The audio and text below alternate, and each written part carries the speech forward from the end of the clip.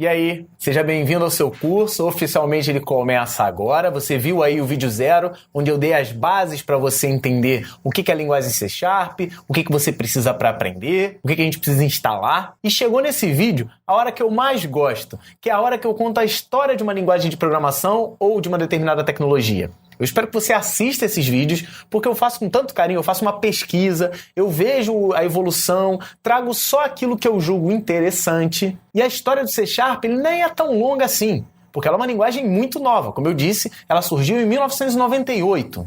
Então não tem nem muita história para contar. E às vezes a gente entender como uma linguagem surgiu e como ela evoluiu faz com que às vezes as nossas críticas ou até mesmo os nossos elogios mudem conforme o tempo. E eu acho muito importante você descobrir de onde veio uma tecnologia, até o C#.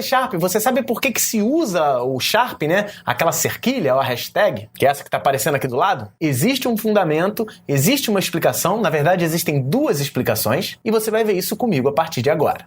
Para eu te contar a história da linguagem C#, eu preciso voltar um pouco mais no tempo e dar uma relembrada na história da linguagem C. Se você fez o curso com a gente, você viu na história da linguagem C que ela veio de uma linguagem chamada BCPL. Eu vou contar aqui rapidamente, se você precisar da explicação completa, vai lá dentro do Estudonauta, tem um curso de C, assiste a aula de História C e depois assiste essa, porque você vai ver a história completona. O que você vai ver agora é um breve resumo. Sabe quando você vê nas séries aquele anteriormente, na série tal? Vou botar aqui, ó. Anteriormente, na nossa série de linguagem C, você aprendeu que existia a Basic Combined Programming Language, que era a BCPL, que era uma linguagem que permitia o acesso a hardware. Ela era bastante utilizada pelos programadores da época para tratar e trabalhar e criar sistemas operacionais. E aí dentro de uma empresa chamada AT&T, num laboratório chamado Bell Labs, esse cara aí do lado, chamado Ken Thompson, teve o projeto de escrever uma versão simplificada da BCPL. A piadoca do momento era, já que ela é simplificação da BCPL, vamos simplificar também o nome. Vamos dar uma abreviada. De BCPL vira B. Então o Ken Thompson, na década de 70, criou a linguagem B.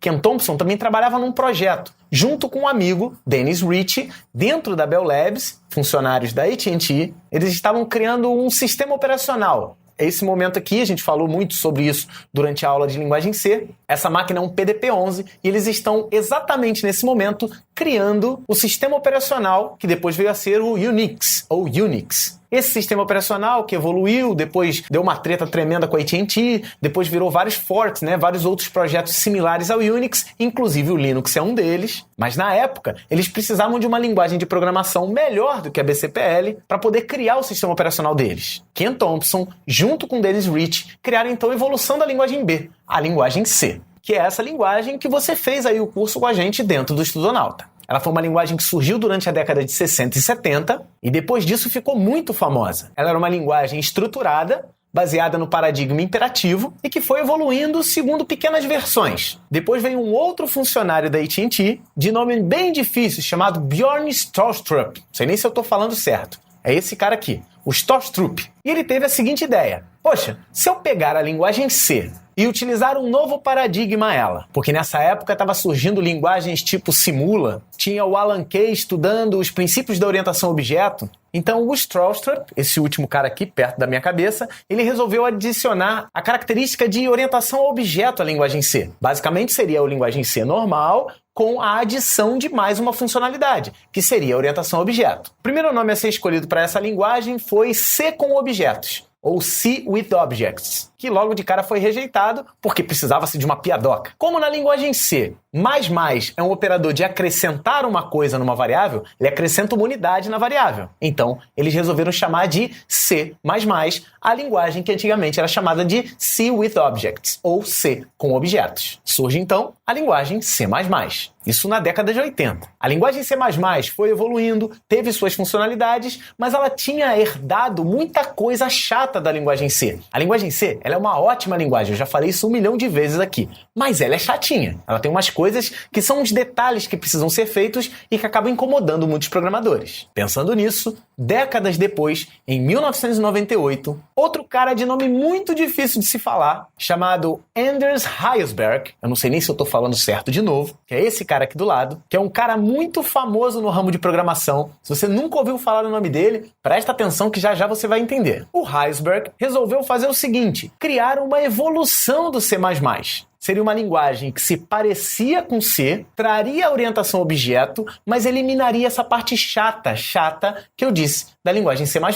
O nome escolhido primeiro por ele era até uma piadoca, chamada Cool, ou legal. Na verdade, seria uma sigla para C-like Oriented Object Language, ou linguagem orientada a objeto parecida com C. Mas aí, o nome logo mudou. E nunca subestime a criatividade de um programador para criar piadas e dar nome às suas linguagens. E a piada escolhida da vez é colocar mais um mais na linguagem, que ficaria C++, que se eu colocar sobreposta exatamente como está colocado aqui, ela vira uma hashtag, uma cerquilha, ou para os músicos, o sinal de sustenido. Então, se a gente pensar na piadoca do mais, era o C++ com mais alguma coisa, que era a simplificação e o uso de máquinas virtuais, que era uma tendência que foi criada lá com a linguagem Java e outras linguagens. Ou então, para quem tem conhecimento de música, o sustenido aumenta meio tom numa nota musical. Então seria o C++ com meio tom acima, dando a ideia de evolução. E o Huysberg tem esse nome difícil porque ele é dinamarquês. Nascido na Dinamarca, ele trabalhou muito com linguagens de programação e foi trabalhar numa empresa de tecnologia chamada Borland. E lá, ele criou uma linguagem de programação, cara. Eu utilizei muito essa linguagem de programação, que na verdade foi um interpretador e um compilador de linguagem Pascal.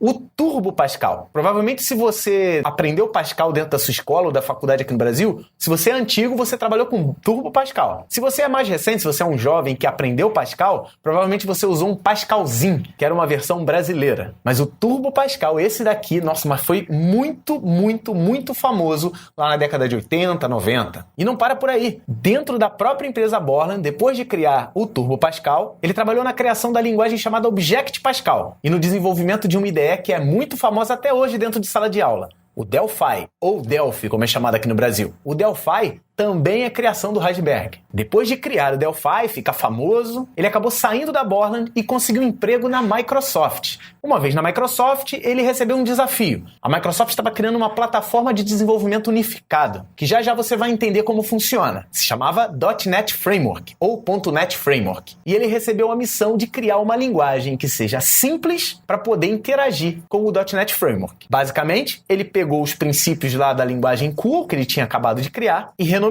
para C#. Sendo assim, Anders Huysberg, esse cara aqui do lado, é o pai da linguagem C#. Na verdade, foi uma equipe grande, mas ele foi o controlador de tudo, ele foi o comandante da parada. Inclusive, se você der uma olhadinha no vídeo anterior, é dele uma das bibliografias recomendadas. Então nada melhor do que aprender uma linguagem de programação com o cara que criou ela. E vários membros da equipe, como eu falei no vídeo anterior. E só como observação, o Huysberg também foi um dos criadores do TypeScript, uma versão assim otimizada do JavaScript criada pela Microsoft. Então olha só, esse cara, esse dinamarquês, criou junto na vida dele o Turbo Pascal, o Delphi, várias outras linguagens, o C#, o TypeScript. Logo, esse cara de nome difícil é importante pra caramba pra nossa área. Mas o que importa pra gente é que ele criou o C#, essa linguagem que evoluiu tanto. No momento que eu tô gravando esse vídeo, nós estamos na versão 7, e a cada versão nova, ela vem ganhando novas funcionalidades e ficando ainda mais poderosa. Então essa foi a história da linguagem C#.